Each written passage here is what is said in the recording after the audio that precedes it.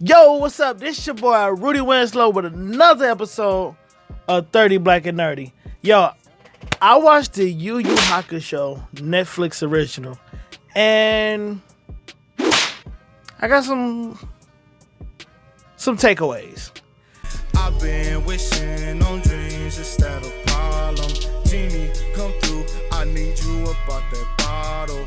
Facing highs, ducking lows, on my toes, never on my pivot. I know I'm tripping, the way I'm living is something missing, but I can't get it.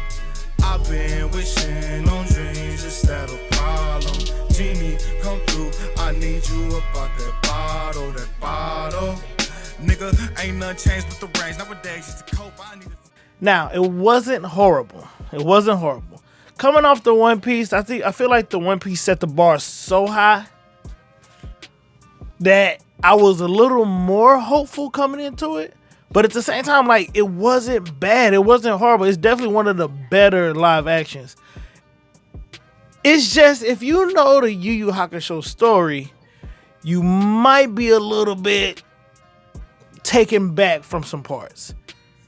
So, I'm going to go over some of the pros and cons of the Yu Yu Hakusho Netflix original. Let's get it. So, my first pro. I'm going to start off with the good stuff first. So, my first pro was the fighting choreography. It was beautiful.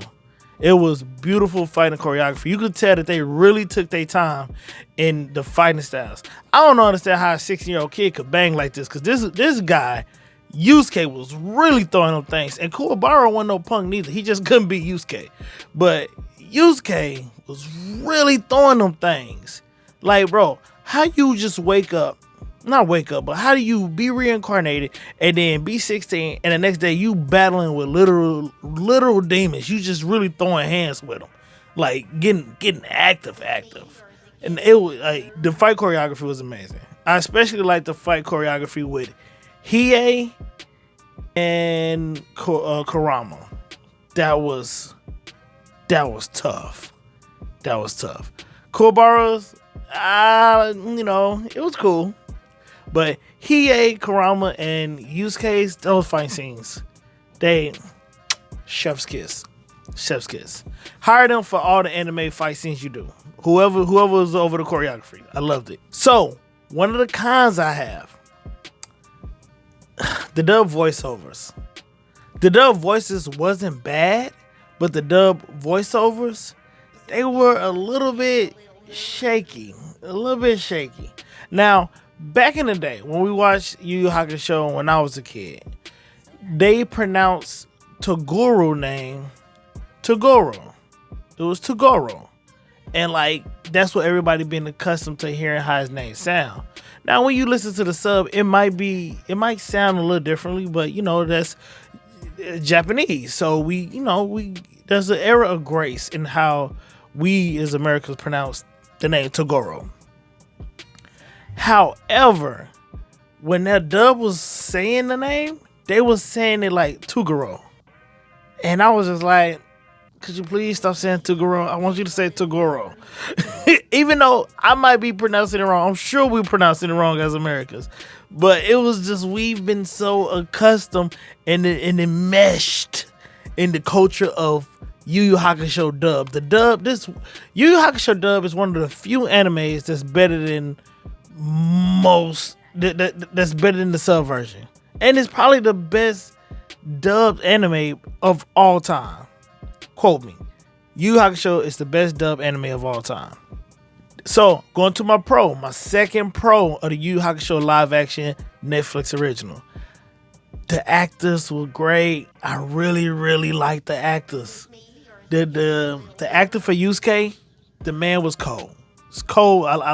The man was cold. Whoever that was. The actor for Hiei, tough. But you know who my favorite was? Kuwabara. I'm not gonna lie. The actor for Kuwabara, in the scene where he found out that Yusuke, I think he found out that Yusuke died. He went to the memorial and he was like crying and stuff. I had a little feeling like I did when I actually watched the actual anime. I was like, yo, I like the Kuwabara character. He's probably one of my favorite actors that was like chosen for the role, and he looked like a Kuwabara.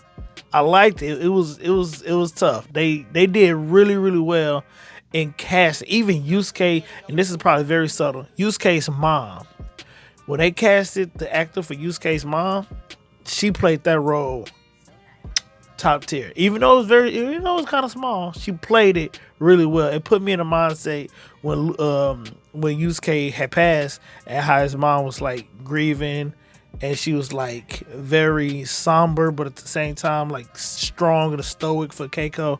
It was like it was solid. I really like the little details. It's the little things. Second con, I feel like they rushed it. No, I don't feel like it. They did rush it. They it seemed like they went into this movie or this series saying they not making the season two. And if they is making the season two, they're gonna pick up at the She Sweet arc, because they weren't trying to do no dark tournament, and which would have been amazing if they could have got about 5 more episodes or a season two and did like a dark tournament. That would have been amazing.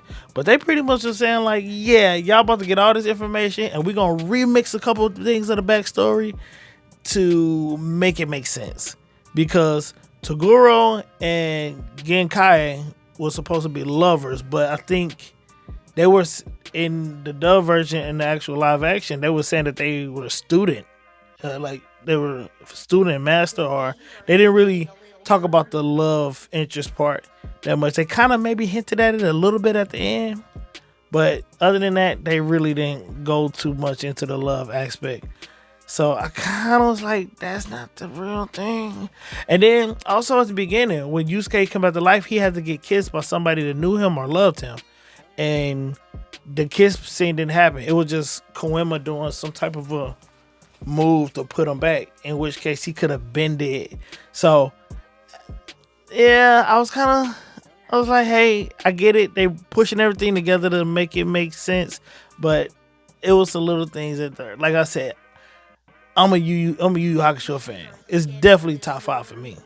So my final pro is that animation, woo! That animation was fire. I ain't gonna lie, from the spirit gun, from Toguro transformation, from Hiei doing the Dragon of the Darkness flame, from Kurama turning to the fox. Dude, like all of the animation was really good. Animation was really good. It was they took their time. You could tell that they put their time in it, their energy in it. The CGI was good. The fight scenes, altogether, I mentioned the fight scenes earlier, but all of that stuff and mixing in with the animation, the CGI, and all that stuff together, they blended that perfectly. Oh man, it was dope. It was dope to watch. It was really good, really good. And my final con. No dark tournament. They hinted at like a dark tournament when they first got on the boat, but no dark tournament. We missed out on meeting a lot of different characters, like that one doctor that like, kidnapped those people and then was forcing them to fight against other people, and like they consciously saw everything, but they was crying and they didn't want to really fight. Bro, it's like so much stuff they could have deal with that, but I understand acting, casting, budgeting, and all that stuff. You gotta rewrite the story to make it make sense, because if you're not sure if you're gonna get a second season, you might as well go out with a bang. If you don't know if you're gonna get that second season, One Piece had confidence. They knew we One Piece, right? we gonna be alright. Yu Yu Hakusho, you have to err on the side of caution. So I guess I understand, but I know it just could have been done better. That's a really good anime to actual make a ongoing series for, like a live action series.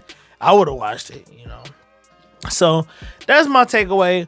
Overall, it gets a Winslow grade of about for live action anime. It get a Winslow grade for about a